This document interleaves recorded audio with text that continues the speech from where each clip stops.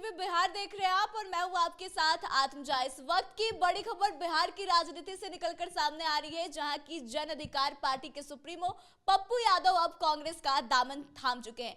इस बात का चर्चा बहुत पहले से हो रही थी कि उनकी पार्टी का विलय कांग्रेस में होगा। हालांकि उनकी कई सारी शर्तें थी। उनका यह मानना था कि उनकी बेटी को भी अगर टिकट मिलेगा तभी वह कांग्रेस में विलय करने के लिए राजी हो पाएंगे।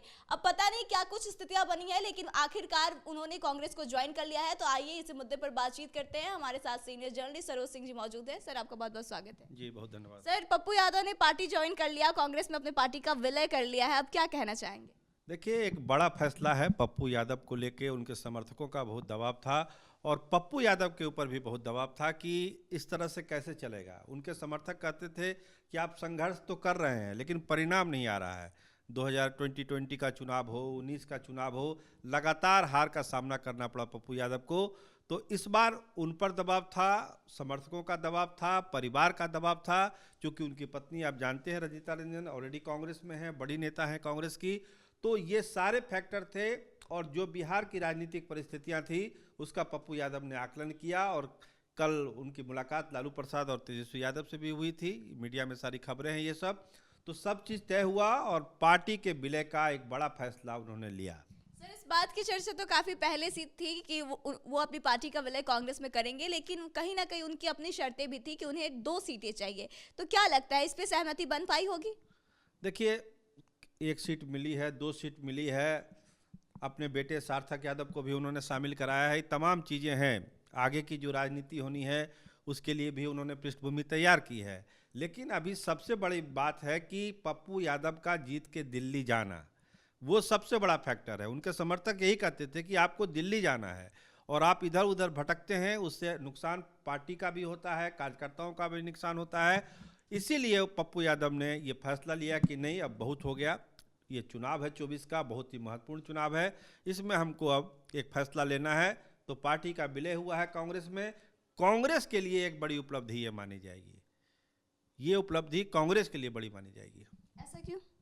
ऐसा इसलिए है कि देखिए, सीमांचल की जो सीटें हैं, 4 सीटें उधर सीमांचल की है, कटिहार, पूर्णिया, किशनगंज, अररिया। इसके अलावा पूर्णिया, मधेपुरा, जहां पर पप्पू यादव का एक खास प्रभाव है।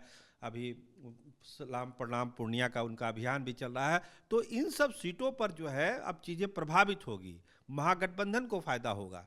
और जब लालू प्रसाद ने भी एक आशीर्वाद दे दिया पप्पू यादव को, तो मान के चलिए कि उस इलाके में जो अभी तक ये मान के चला जा रहा था कि महागठबंधन थोड़ा कमज़ोर पड़ रहा है, पप्पू यादव के आने के बाद इसका फ़ायदा जरूर मिलेगा महागठबंधन को। और लड़ाई वहाँ बहुत कांटे की होने वाली है। तो क्या इस बात को मान लिया जाए कि पप्पू यादव या फिर महागठबंधन से पूर्णिया के उम्मीदवार पप्पू यादव ही होंगे? अब तो कोई शक ही नहीं है, अब तो सब रेड कारपेट बिछा हुआ है पप्पू यादव के लिए। क्योंकि जो लालू यादव से जो उनकी मुलाकात हुई और तेजस्वी यादव से, उसी समय ये तय हो गया कि वो आशीर्वाद देने गए थे। आपने अपने चैनल में दिखाया भी उस खबर को बहुत सबसे पहले कि कांग्रेस में जा रहे हैं, वो चुनाव लड़ेंगे पूर्णिया से। तो वो सारी चीज़ें तय हो गई थी, कल रात में ही सारी चीज़ें तय हो गई थी।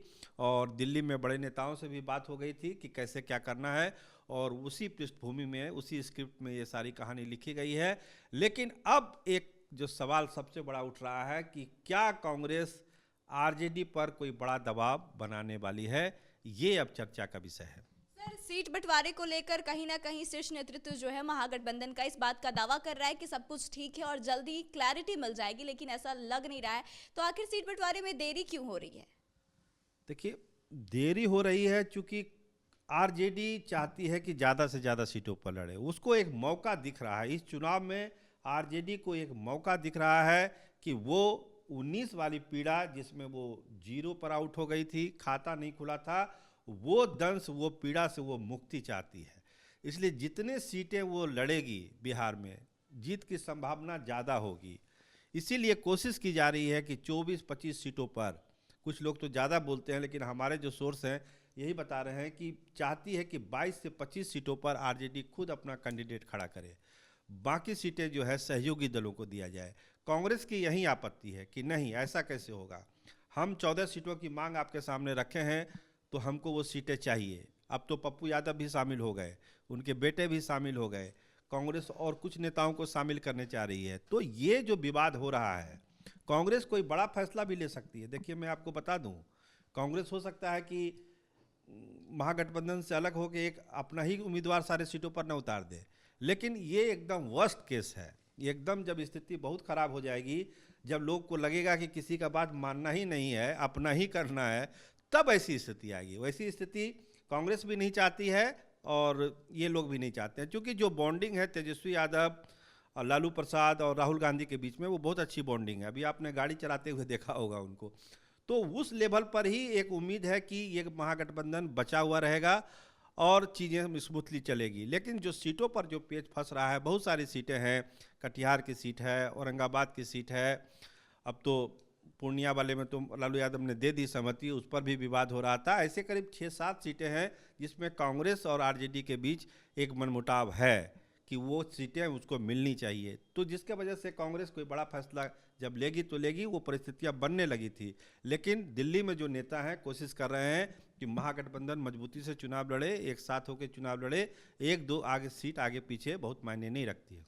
24 सीटों पर अगर राजद चुनाव लड़ने की बात कह रही है और ऐसे में पशुपति पारस के भी आने की बातें कही जा रही है, पप्पू यादव ऑलरेडी शामिल हो चुके हैं, तो सामंजस्य कैसे बैठ पाएगा? सामंजस्य बैठता है। अब नीतीश कुमार आ गए तो एनडीए वाले ने सामंजस्य बैठा ही लिया ना।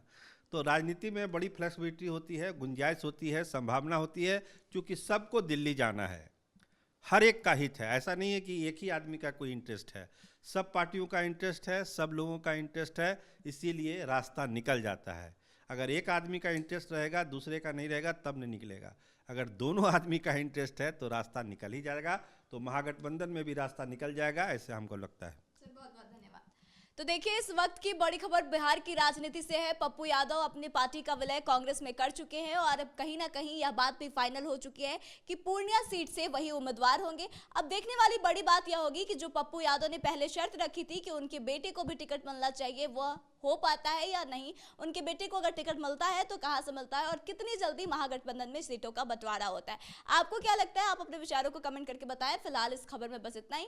आगे की तमाम खबरों के लिए बने रहे हमारे साथ, देखते रहे कैपिटल टीवी बिहार। धन्यवाद।